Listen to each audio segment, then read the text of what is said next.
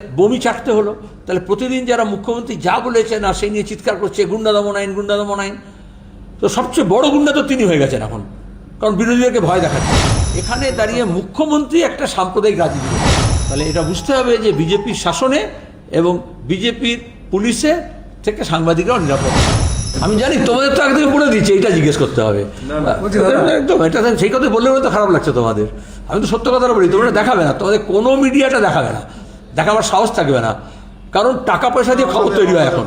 আরে টাকা, তোমাদের কথা বলছি না, টাকা পয়সা দিয়ে বড় বড় কোম্পানি, এই যে মিডিয়া হাউসের কোটি কোটি টাকার ব্যবসা, এটা হচ্ছে টাকা পয়সার খেলা। আর সেই জন্য দাঁড়িয়ে বেকার ছেলে মেয়েদের যন্ত্রণা বলছে না, কৃষকের যন্ত্রণা বলছে না, ছাত্রদের যন্ত্রণা বলছে না, তো তারা তো রাস্তায় নামবে, আর রাস্তায় নামলে তাদেরকে দেশদ্রোহী বলা হচ্ছে। এখন দাঁড়িয়ে এই যে মিথ্যা মামলাগুলোকে প্রত্যাহার করতে হবে, এটা তো প্রায় গুলেবে দেওয়া হলো, তাহলে বমি চাটতে হলো। তাহলে প্রতিদিন যারা মুখ্যমন্ত্রী যা বলেছেন আর সেই নিয়ে চিৎকার করছে গুন্ডা দমন আইন, গুন্ডা দমন আইন, তো সবচেয়ে বড় গুন্ডা তো তিনি হয়ে গেছেন এখন, কারণ বিরোধীদেরকে ভয় দেখাচ্ছেন। প্রকাশ্য রাস্তায় কলকাতায় দাঁড়িয়ে 126 জন লোক নিয়ে ডিএফআই এসএফআই এর আর সিপিআইএম এর পতাকা আগুন লাগাচ্ছে। এগুলো উস্কানি না?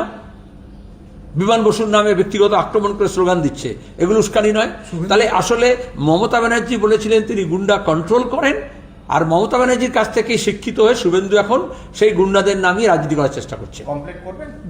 দাদা একটা জিনিস, সেদিনকে এসএফআইয়ের যে মিছিল হলো, সেখানে সাংবাদিকদের উপর হামলা হলো, কয়েকজন মুসলমান, একদম মুসলমানদের ধরে ধরেই অ্যারেস্ট করা হলো এবং বলা হলো শুক্রবারের হামলা। প্রথম কথা, সেগুলো এসএফআই শুধু মিছিল ছিল না, সেটা ছাত্র সমাজের ছিল, বামপন্থী ছাত্র সংগঠনের ছিল।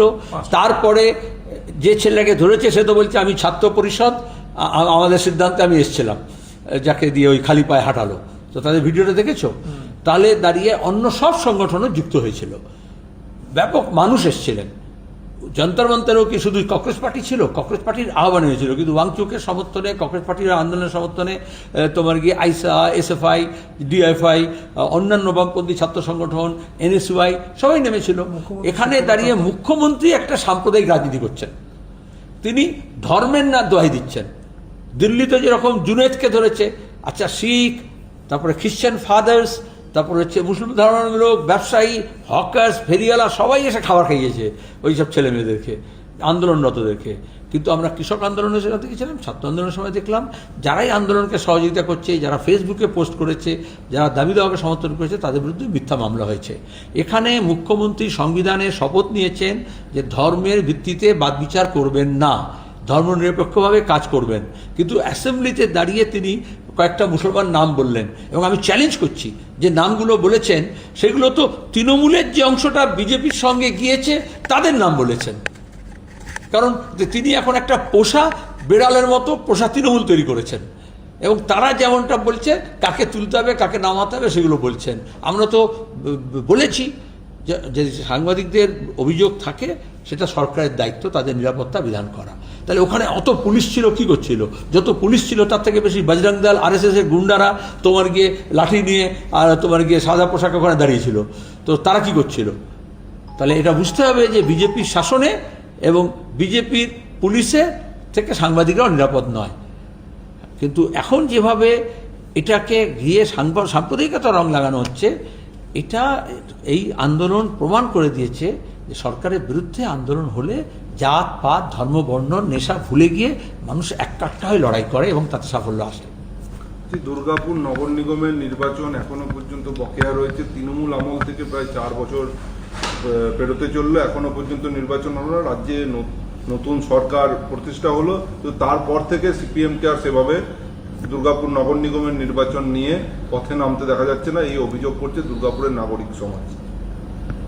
আচ্ছা, পথে নামলেও বলে সবে সরকার এসছে, এক্ষুনি কেন, একটু সময় দিন। মানে সিপিএমের দোষ দেখতে ব্যস্ত। আমরা ইতিমধ্যে বলেছি, আমাদের সেই তো আজকে এলাম কেন, মিটিং হচ্ছে কেন, এই সাধারণ সভা হচ্ছে কেন, কর্মী সভা হচ্ছে কেন, আমরা প্রস্তুতি নিচ্ছি। কিন্তু যে তৃণমূল পঞ্চায়েত পুরবস্থাকে শেষ করেছিল লুট করে, বিজেপি এখন কীভাবে লুট করবে তার আগে ব্যবস্থা করছে, আগে লুটেরাদের জড়ো করছে, তৃণমূলের যারা লুটেরা ছিল তাদেরকে দলে নিচ্ছে, তারপরে ভোটের কথা ভাববে। কারণ ওদের তো তলায় সমর্থন নেই, ওপরে মোদি দেখিয়ে, তারপরে এসআইআর দেখিয়ে, তারপরে কেন্দ্রীয় বাহিনী দেখিয়ে আর মিথ্যা প্রলোভন দিয়ে ভোট করেছে। তারা তো সঙ্গে সঙ্গে ভোটটাই তো এখন বলছে ডিলিমিটেশন করব। এখন বলছে এলাকা পুনর্বিন্যাস করা হবে, কিভাবে জেতা যায় তার মধ্যে জেরিমেন্ডারিং করব, যেটা আসামে ওরা করেছে। তো আমরা আমাদের প্রস্তুতি আমরা নিচ্ছি। আর যেদিন 4 তারিখে সরকার এসছে, সরকার তৈরি হয়নি, ভোটের রেজাল্ট বেরিয়েছে, যদি খবর রাখো, দুর্গাপুরের বাইরেও খবর দেখো, তাহলে 8 তারিখে কলকাতায় বামপন্থীরা মিছিল করেছে, যখন বুল্ডোজার নিয়ে নেমেছিল।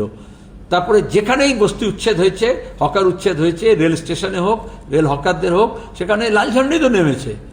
বরঞ্চ তোমাদের মধ্যে কেউ কেউ বলছে সবে সরকার এলো, গুছিয়ে বসলো না, আপনারা কেন রাস্তায় নেমে গেছেন? আমরা রাস্তায় ছিলাম, আমরা রাস্তায় আছি।